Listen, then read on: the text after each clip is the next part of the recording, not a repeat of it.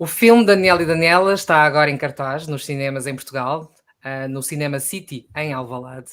E o argumento deste documentário fala-nos de racismo, fala-nos de colonialismo, mas sobretudo de legado, história e identidade. Isto tudo numa troca de conversas entre pai e filha de gerações muito diferentes. Tudo durante uma viagem às origens entre a Guiné-Bissau, Cabo Verde e Santo Um Tomé. dia ela chegou a casa e disse-me que tinha um colega escurinho. E eu desatei-me a rir, perguntei o que é isso de escurinho. Achei que estava na altura dela saber quem nós éramos. Para isso é preciso conhecer as raízes. Daniel e Daniela, obrigada por terem aceito este convite para estarmos aqui juntos a conversar um bocadinho sobre este filme, sobre este documentário. Daniela, eu vou começar por ti, ok? Alguma Ok. vez pensaste em ser a protagonista de um filme que está agora no cinema? Não, acho que nunca pensei nisso.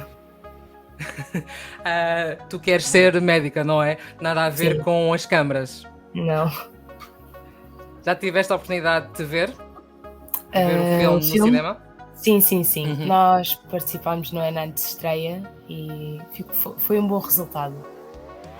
Como é que te sentiste ao te ver no ecrã? Um pouco estranha, porque o filme já foi gravado faz algum tempo, faz mais ou menos 5 anos, e acho que o mais estranho foi ver-me e ver o quão pequena ou o quão jovem era na altura. Não que eu tenha mudado muito, porque continuo bastante igual. Disseste? E o que é que tu gostavas que as pessoas pensassem depois de ver o filme? Ao saírem da sala de cinema, qual é a impressão que tu gostavas que elas tivessem depois de ver o filme Daniel e Daniela? Alguma vez pensaste nisto? Acho que a impressão de conhecerem um bocado mais a nossa família, porque além de tratar dos assuntos todos que já foram referidos, mostra um bocado como é que é a nossa vida em família. E claro, compreenderem um bocado melhor os temas, um bocado do trabalho feito nestes países, não é? Em Cabo Verde, em Santo Tomé, e um bocado de como é que eram as coisas naquela altura, porque muitas vezes nós aprendemos, não só na escola e em redes sociais agora principalmente, de como é que está o estado desses países agora, e às vezes não temos a noção nem a comparação de como é que era há uns anos atrás, na época do meu pai, pronto. E acho que depois do filme gostaria que ficassem um bocado com a noção de como é que era na época em que o meu pai vivia lá e nas coisas que ele fez. De que forma é que este filme mudou a forma como tu própria olhavas para estes países? E para a própria história africana, se posso dizer. O que é que Ahm, mudou em ti? não sei bem, acho que, bom, embora tenha sido a fazer o filme, nós em casa, o meu pai sempre falou um bocado de como é que era, e nós sempre à mesa, à refeição, falarmos sobre estes assuntos, então acho que a quando da gravação do filme já tinha uma noção mais ou menos, mas foi diferente porque eu pude ver realmente, visitar esses sítios, embora a Guiné já tenha nascido lá, não é? Pude visitar, por exemplo, Quebo, sim, e conhecer um bocado melhor, porque eu, quando era nova, não saí quase nunca de Bissau, não é? Ahm, e pude conhecer um bocado melhor, exato, Cabo Verde, que é o país onde meu pai nasceu, não é? E um bocado também de Santo Tomé, onde os meus irmãos nasceram, por isso gostei do que vi, não é? Ahm, alguns não foram como eu imaginei, mas outros foram bastante similares ao que eu vi. E não só isso, pude conhecer também a família que eu não conhecia, e acho que a perspectiva, acho que fiquei bem no final de ver e perceber um bocado mais. Alguma coisa em especial que imaginasses e que depois ao chegar lá, ou seja a Guiné, seja a Santo Tomé ou Cabo Verde, e que afinal tenhas percebido, afinal não é como eu pensava? Alguma coisa que Acho te lembres? Acho que o maior choque foi em Cabo Verde, porque, bom, ahm, ao longo de toda a minha infância, não é? Sempre ouvi histórias dos meus tios e do meu pai, como é que era com os meus avós, porque eu não cheguei a conhecê-los, não é? Aquelas histórias de infância, as traquinices que eles faziam, quando eles iam brincar nos vizinhos e isso. E a forma como eles contavam do quintal e o rio e isso, acho que sempre imaginei um bocado assim de. Estou a falar do próprio país, da própria terra. Sempre imaginei mais assim, mato, muitas Uhum. árvores, muita floresta. E quando cheguei lá vi que não, era muito árido, muito seco. Acho que foi isso o que mais me deixou surpresa. E quando cheguei a Santo Tomé, já foi, eu imaginava Cabo Verde como Santo Tomé. E acho que a maior surpresa foi isso em Cabo Verde, mas de resto acho que foi como eu imaginava. Ok. E há alguma diferença na tua forma de olhar para a nossa história enquanto africanos, não é?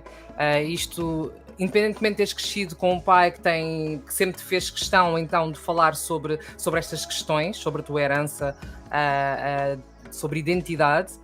Alguma coisa tenha mudado particularmente, porque tu, de certa forma, tu acabaste agora por crescer nos últimos anos na Europa, portanto, a tua forma de ver as coisas passa por um outro prisma, por uma outra perspectiva. Alguma coisa em específico que durante esta viagem tenha mudado na tua forma de ver, de pensar a história africana? Não sei, algo assim em concreto. Ah, não está a vir nada agora assim à mente. Ah, porque Ok, acho que mas é um bocado também, porque acho que é tão um bocado hum, porque uhum. acho que assim, não me vem nada em concreto à mente. Claro, devo ter, se pensar assim mais a fundo, sou capaz de encontrar, mas agora de momento não me vem nada à cabeça. Achas importante esta necessidade de as gerações mais velhas passarem às gerações mais novas este legado, a nossa própria história, nós percebermos de onde viemos, o porquê que hoje há determinadas coisas que nos acontecem, ou porque é que nós precisamos de ter uma melhor noção sobre aquilo que foi o passado para podermos enfrentar melhor o futuro. Ah, achas realmente necessário para ti? Alguma vez te questionaste sobre essa importância? Sim, isso sim, eu acho bastante importante os mais novos, os mais velhos transmitirem esse tipo de conhecimento aos mais novos, porque tudo bem que temos livros, histórias e agora, mais recente, outros métodos de aprendermos um bocado sobre o passado, mas há certas coisas que acho que não, esses livros ou estes documentos não contêm, que é a própria vivência, não é? A experiência de vida e acho que isso é algo que só pode ser passado através das pessoas, conversando, contando e falando. E acho que isso é bom porque às vezes os mais novos, também falo por experiência, não têm uma noção assim tanta sobre a história, de onde vieram, de como é que era, ou o que é que tiveram que fazer para estarem onde estão hoje. E por isso é que eu acho muito importante essa transmissão de conhecimento dos mais velhos para os mais novos. Ok. Daniel, passando a palavra para si, de tudo aquilo que eu consegui ler sobre si, é um homem de conhecimento, de saber, tem a maior biblioteca privada sobre a África lusófona. Sentir a necessidade de transmitir o conhecimento que tem sobre a nossa história enquanto africanos à Daniela surgiu. Como é que começou a pensar nestas questões, em transmitir à sua filha aquilo que pudesse sobre a sua identidade, sobre a sua história? Não é fácil, porque as pessoas julga-se que tudo é fácil, tudo caiu do céu, tudo é fruto de um trabalho leve, em que o Estado tem a obrigação de fazer, de dar, quando eu acho que não. O Estado tem determinados deveres e obrigações, mas nós é que temos que fazer com que o Estado cumpra esses deveres e obrigações. E para o fazer temos que participar. E ao participar temos que exigir. E o exigir não é no sentido figurado ou no sentido filológico do termo. É nos exigir na prática. E para exigir na prática, temos que cooperar na prática. Eu desconto, faço os meus impostos, os meus deveres de cidadão, mas também tenho que exigir aquilo que o Estado me terá de dar de acordo com aquilo que eu também coopero com o Estado. E para isso é preciso que os meus filhos saibam que estar em África pressupõe que é como estar na Europa. Tem que cumprir, tem que participar, tem que exigir. Ora, se eu coopero e não exijo por laxismo, não está correto.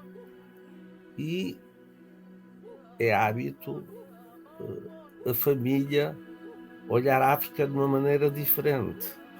Não é terra para eu viver. Não, é terra para eu viver. E ao viver, eu tenho que dar um bocado de mim próprio, não é para esperar que os outros deem para eu ir usufruir. Não, eu também tenho que dar. E nem sempre isso é transmitido da melhor maneira.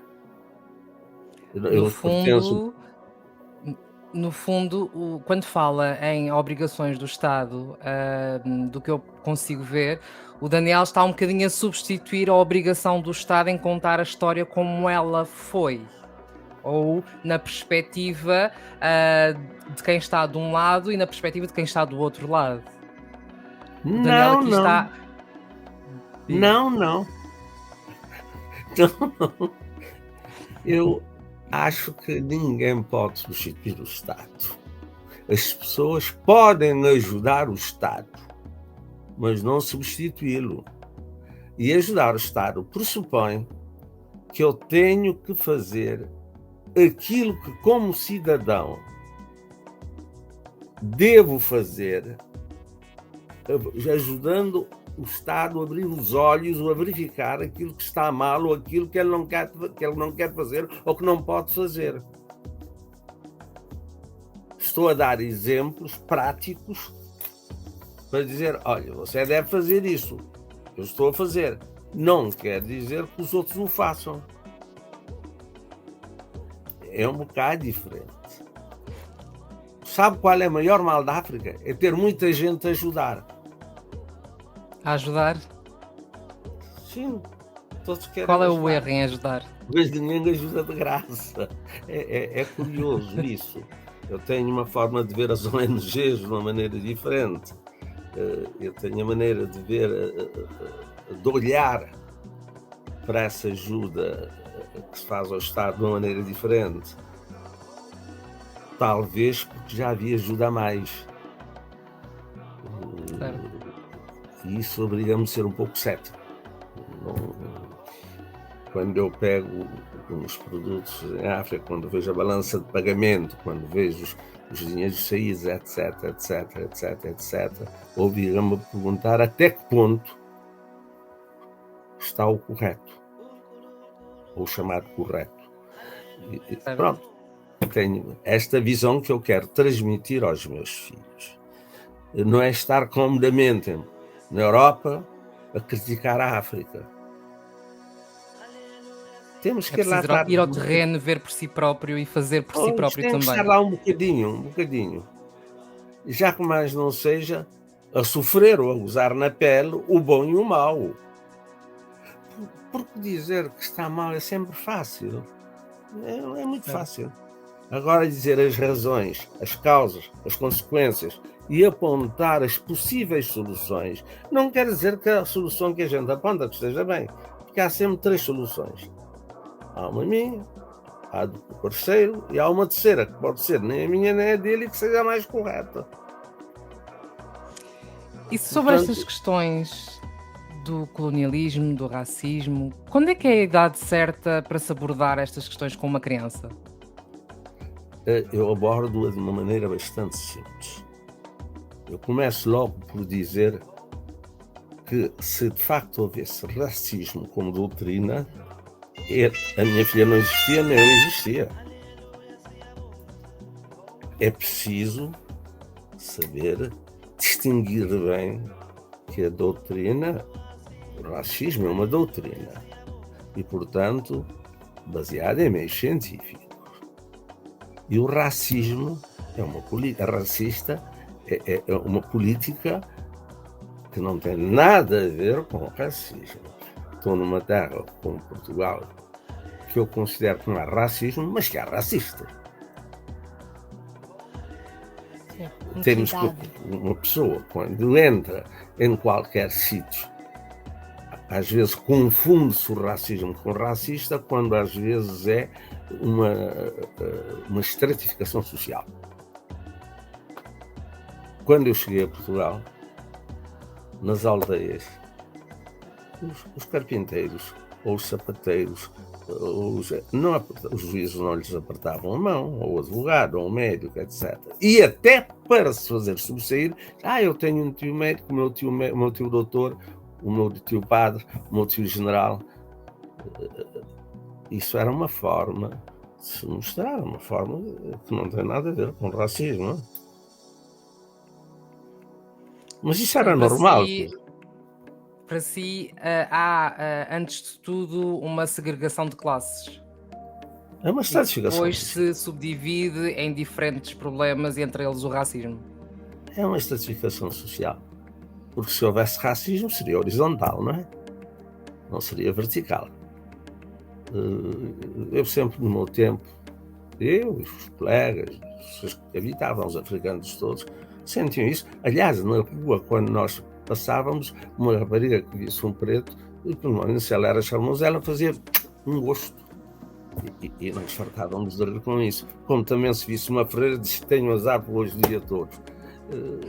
Não, eu não vejo o assunto desta maneira, eu penso que encará-lo de outra forma. E tenho que ensinar aos meus filhos que a igualdade tem de ser vista de maneira diferente e não se devem zangar quando se chamam pretos, porque eles não são brancos. Se me chamar preto, olha lá o seu branco, o que é que necessita de mim? Nem me passa por cabeça chamar-lhe branco. Não ligo, porque às vezes até ele tem uma cabeça tão pequenina. Eu já uma vez disse que as pessoas ficaram zangadas. Quando menos inteligente é o branco, mais burro lhe parece o preto. Está claro, ninguém fica contente quando ouve uma coisa dessa. Não? Mas pronto, não estou a pedir para dizer para agradar. Não. E a ti, Daniela, neste regresso à Guiné-Bissau, que foi o primeiro país que tu conheceste, o que é que mais te surpreendeu? Bom, não sei. Pois... O que é que tu tinhas muito vontade de voltar a ver, ou de cheirar, ou de sentir, ainda antes de ires para a Guiné-Bissau, quando já sabias que ias para lá? Acho que tive mais vontade de ver, não é? Foi a minha família, voltar a vê-los presencialmente. Já fazia 3 anos que eu não os via, a não ser por videochamada ou algo do género. Gostei de ver alguns sítios que eu fui com o meu tio, que eu já quando íamos quando eu era mais nova, e pude rever. Gostei de conseguir comer de novo a comida da minha mãe. Sabe sempre bem. Sabe sempre bem, não é? Sabe a casa. E sentiste em casa, na Guiné? Como te sentes em Portugal? Sim. Sim, e pude também conhecer os meus irmãos presencialmente, não é? E do resto, acho que foi bom voltar à terra, digamos. E não rodaste nada nas ruas? Eu rodei sim, fui com o meu tio, porque... O lixo, etc. E porque houve algumas cenas em que o meu pai teve que sair, não é? E pude ficar um bocado só com a minha família por parte de mãe. E Daniel, como é que foi esta experiência de repente se tornar protagonista de um filme que está no cinema? Isto foi tudo uma experiência nova para si, correto? Para mim, Sim, como é que foi a experiência de estar no filme? olha, Estar no para mim foi cinema. uma experiência, para mim foi uma experiência muito surpreendente, muito agradável, sobretudo por ver que as pessoas com quem trabalhei passados esses anos todos ainda se recordam com saudades. Eu tive saudade delas, não? E verifiquei que quando se faz algo e que nós fazemos com espírito e com dedicação, as coisas não morrem. As coisas não morrem. Passei há Faço-lhe tempo. também a mesma pergunta que fiz à Daniela. O que é que gostaria que as pessoas, depois de verem este filme no cinema, ao sair do cinema, o que é que gostaria que elas levassem com elas? Oui? Olha, gostaria que pensassem que o futuro está em África, que as pessoas em África, contra o que muita gente pensa, sabem reconhecer o valor de cada um. Gostaria de saber, pensassem que o problema de ingratidão que se apregou aos quatro ventos foi uma época muito restrita em que as pessoas estavam embaralhadas, as pessoas não sabiam o que é que fazer. Algo passou de 0 a 100 sem parar nos 50 ou 20 ou 30 ou 40. Foi algo bastante mal que lhes foram incutidas e que ninguém apareceu para pôr travão. Ninguém. O pior é que muitas vezes o peso da consciência veio a castigar mais tarde as pessoas que tinham responsabilidades tremendas no passado. Essas pessoas estão vivas. Estão a pagá-las com moeda da consciência, o que é muito mau. Mas pelo menos acho que as pessoas ficaram com uma noção da liberdade que pensam que não existe.